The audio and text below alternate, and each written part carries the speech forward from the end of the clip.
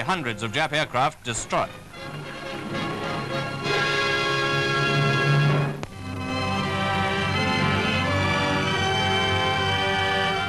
New film dispatches from the Normandy front include these pictures of the reduction of Fort Central on the outer harbour wall at Cherbourg.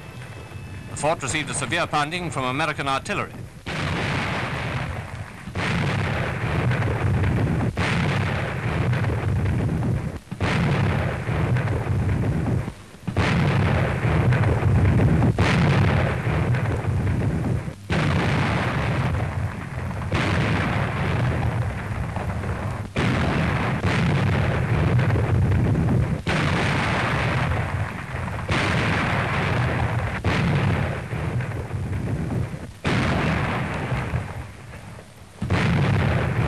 Fort Central, among others of the last defences of Cherbourg to hold out, was also dealt with by Thunderbolt dive bombing attacks.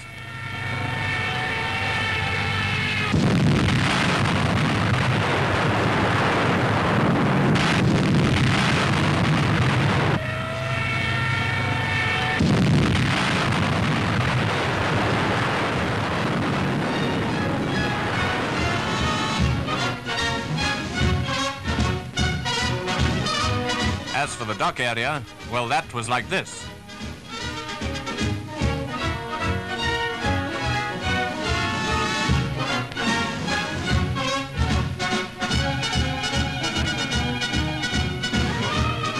It was obvious that the Germans would do all they could to put the port of Cherbourg out of action for as long as possible. And of course they've had quite a lot of practice lately in smashing up ports before retreating or surrendering. Maybe that's what Hitler meant when he referred recently to Germany's inventive genius. The Allies, however, have had quite as much experience in clearing up and rebuilding.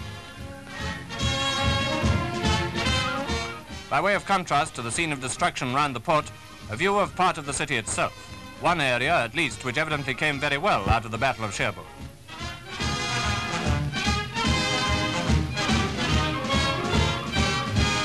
But here, in one of Cherbourg's cemeteries, lies further evidence of the wastage of war. German graves, men killed in the fighting in 1940 and men who have died during the years of the occupation. Close by are the graves of men from Britain, Canada, America and Poland. Many British infantrymen who gave their lives in 1940. Mostly men of the RAF who made the supreme sacrifice then and in the years that followed. The flowers and the care with which the people of Cherbourg have tended the Allied graves tell their own story.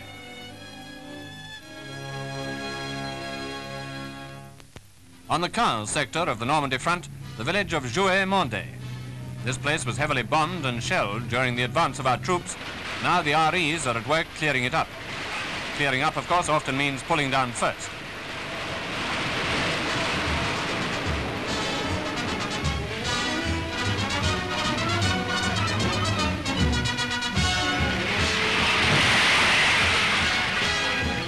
As for the actual clearing up process, well, thank heaven for bulldozers and excavators.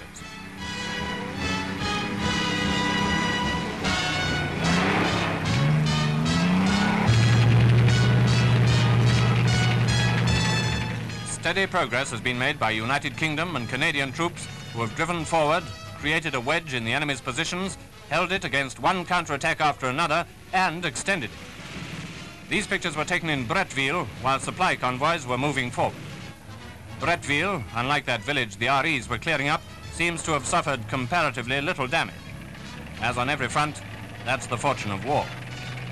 In addition to supplies, pontoon bridging units were going forward through Bretteville, which is on the River Seurre.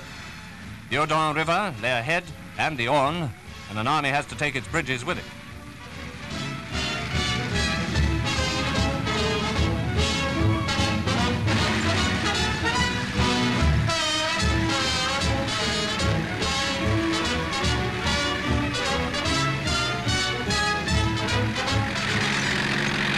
At this time, the Second Army was pushing forward in this area west of Caen, halting after each advance to meet Rommel's counterattacks on the flanks of our wedge. March, fight, halt, and dig in. That was the way of it. Slit trenches as protection against that favorite weapon of the Boche, the mortar, and slit trenches for a brief rest. In a nearby wood, they found this platform, a German sniper's position.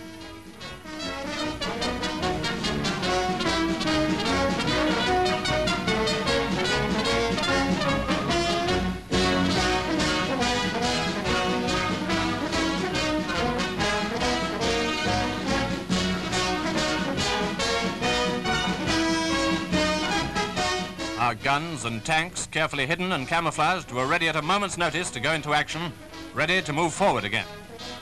Yes, good progress was being made by the Second Army under its leader, General Dempsey. Both he and General Montgomery, commanding the 21st Army Group in Normandy, are old enemies of Rommel.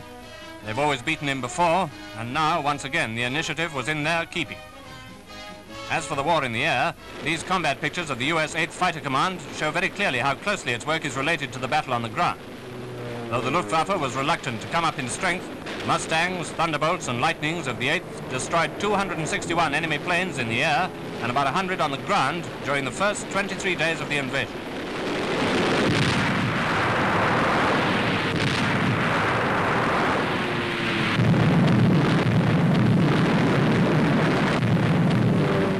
Apart from many other duties, such as escort and patrol, fighters of the 8th inflicted terrific damage on a host of ground targets. They shot up over 1,500 lorries, tanks, staff cars and other vehicles, and they destroyed over 3,400 railway wagons. Marauders and havocs of the 9th United States Air Force were also very much in the picture. For example, marauders attacking the heavy gun installations at Cap de la Hague, the tip of the Cherbourg Peninsula.